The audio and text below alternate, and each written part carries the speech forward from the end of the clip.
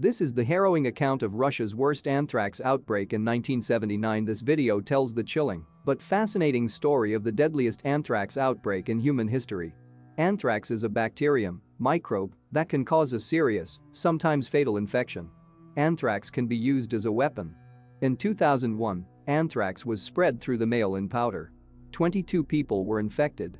Events in Sverdlovsk, USSR, in 1979 demonstrate what can happen when anthrax is released into the air.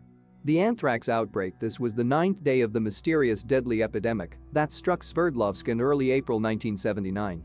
Autopsies had already been performed on 37 victims who had died of an unknown disease. However, neither clinicians nor pathologists determined the cause of the epidemic. Moreover, as you can imagine, the staff of the pathology department was frustrated and overworked. So that day, Dr. Fina Abramova, who was head of the pathology department at Hospital No. 40, returned from retirement to help conduct autopsies. The first autopsy that Dr. Abramova performed was the 38th of 42 that local pathologists eventually performed. The patient was a 43-year-old man who had been experiencing weakness and fever for 2 days. He was admitted to the hospital, where he died 4 days later. On the autopsy table, Dr. Abramova was struck by the purple color of the membranes covering the man's brain. In her description, she called this membrane a cardinal's hat because of its color and location. Surprisingly, she recognized this finding as characteristic of anthrax infection. Few doctors had ever seen anthrax disease. In fact, her diagnosis was based on her recollection of an anthrax patient's brain sample on display in her medical school museum. Hiding the anthrax outbreak, although the epidemic began 9 days ago, there was no word from local authorities on the nature of the strange disease. When it finally became known that the epidemic was caused by anthrax contamination, residents immediately suspected that Military Campus No. 19 was its source. Military Camp No. 19 was a large facility with many buildings, including housing for about 5,000 people. It was located near the southern part of Sverdlovsk, a city of about 1.2 million people. The military compound contained highly classified facilities, including a factory that some people believed produced biological weapons. However, local and federal Soviet authorities conducted and concluded that the epidemic was caused by the consumption of anthrax-infected meat. The consumption of anthrax causes a rare form of the disease caused by gastrointestinal anthrax.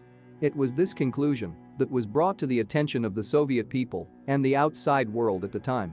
Then articles appeared in Soviet scientific journals about an outbreak of anthrax among livestock south of the city. The articles stated that residents of Sverdlovsk ate anthrax-infected meat from these animals. The fact that the victims were found to have chest cavities characteristic of the inhalational form of anthrax was not disclosed. In addition, the cover-up included confiscation by the KGB of hospital and state medical documents about the epidemic. Moreover, Dr. Abramova and her colleagues were required to turn over all their personal records, official documents, and samples collected during autopsies. From the outset, foreign governments and scientists were suspicious of the official explanation for the deadly anthrax epidemic. There were numerous requests to allow independent scientists to investigate, but no one was allowed into Sverdlovsk. In this context, it is important to know that a treaty banning research on biological weapons was signed in 1972. The idea that this treaty was violated, producing anthrax, has raised interest in the nature of the epidemic. Was the epidemic natural, from contaminated meat, for example, or was it the result of an accident at the plant that produced the anthrax?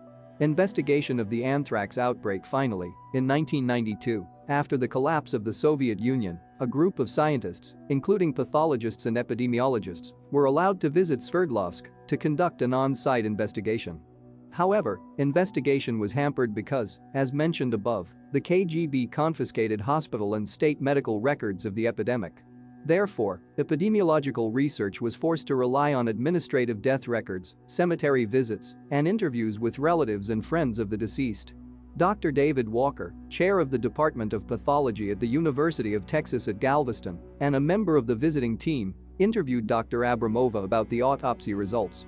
There is speculation that Dr. Abramova and several of her colleagues hid some of their personal records, the autopsy reports they performed, microscopic slides of the organs they examined, and even tissue samples preserved in formaldehyde.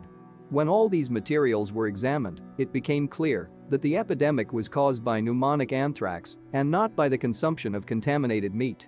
Thus, in 1992, For the first time there was proof that the epidemic was caused by pneumonic anthrax. The significance of this fact is that an epidemic of inhalational anthrax can only occur through inhalation of anthrax spores, which were obtained in aerosol form. Equally noteworthy was the investigative work done by the team members who were trying to determine the source of the inhalational anthrax epidemic. They used a variety of resources, old street maps, the name of the city of Sverdlovsk had been changed to Yekaterinburg, satellite photos of Sverdlovsk, weather reports, information about the whereabouts of all the victims. From all this, the investigators put together a convincing and chilling reconstruction of what really happened in Sverdlovsk in early April 1979. Here's what they learned. All of the deaths occurred in people who lived or worked in the narrow corridor south of military camp number 19. Interviews revealed that the earliest case of anthrax infection occurred on April 2, 1979. Meteorologists reported that winds blew from north to south most of the day on April 2. Records of cattle deaths in the vicinity of Sverdlovsk showed that after April 2, 1979, cattle deaths due to anthrax were reported in 6 towns.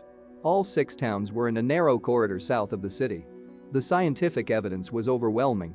The anthrax outbreak among the residents of Sverdlovsk and livestock south of the city was caused by the spread of anthrax spores aerosol by the wind. The source of the spores was military town number 19, and the release of the spores occurred on April 2, 1979. Consequences of the anthrax outbreak in 1992, Russian President Boris Yeltsin stated that the cause of the anthrax outbreak was military events at base number 19. Thus, although he admitted that anthrax resulted from an accident at a military facility, the Russian government did not release any other information. Theories about the nature of the accident include an explosion at a biological weapons plant at the military complex, or that plant workers forgot to change the filter of the exhaust system. To date, the exact nature of the accident and all of its consequences, including the total number of casualties, has not been disclosed. However, as a result of this tragedy, we have learned a number of important facts about anthrax. For example, the incubation period, the time from human contact with spores to the appearance of symptoms, ranges from 1 day to 6 weeks. The Sverdlovsk outbreak also demonstrated some of the strengths and weaknesses of aerosolized anthrax as a biological weapon. The strengths of the biological weapon include: a small amount of anthrax can kill many people. The spores can spread a considerable distance. In Russia, they have killed animals over a distance of more than 50 kilometers. Weaknesses of biological weapons. The effectiveness of aerosol anthrax depends on atmospheric conditions such as wind speed and direction. For example, if the wind blew northward, toward the center of the city, many more people would be infected. Although 5,000 people living on the compound and 70,000 people living south of the compound might have been infected, only about 100 people died from the infection, even with the presumably weaponized anthrax. Since the deaths occurred within a few weeks, there was probably time to treat most of the people exposed to the infection after the anthrax was discovered. There are a number of antibiotics that can be used to prevent disease after infection or to treat disease if infected. There is a vaccine to prevent anthrax, but it is not yet available to the general public. Another important consequence of the Sverdlovsk accident was that it forced the U.S. Department of Defense to begin intensive research into the use of anthrax as a biological weapon. Nevertheless, most of the knowledge about anthrax as a biological weapon came from the Sverdlovsk, Russia, outbreak on April 2, 1979. However, we could have learned more if we had been frank about the accident from the beginning. According to investigators and heroic Russian pathologists, the tragedy of these deaths is compounded by conditions of secrecy that prevented the elucidation of many facts that could potentially be useful in the future diagnosis and treatment of pulmonary anthrax. If you were interested, thank the author by putting a like. And also do not forget to subscribe so as not to miss the outputs of even more interesting videos of my channel. Turn on notifications by clicking on the bell and share this video with your friends. What else interesting can you add to this video? Write in the comments, it will be interesting to read.